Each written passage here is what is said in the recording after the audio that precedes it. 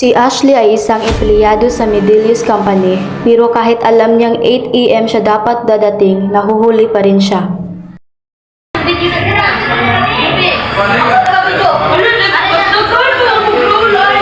Alan ako, maliliit lagi sa trabaho.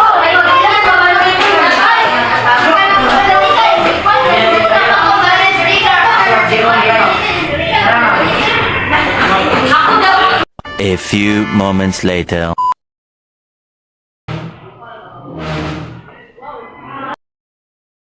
Pasensya na po ulit, ma'am. Hindi na po maulit. Ilang beses mo na bang sasabihin yan?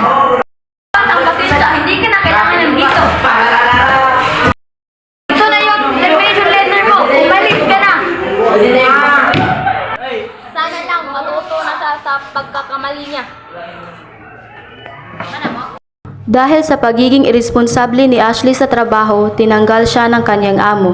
Bilang isang empleyado, dapat na panindigan mo ang inyong trabaho.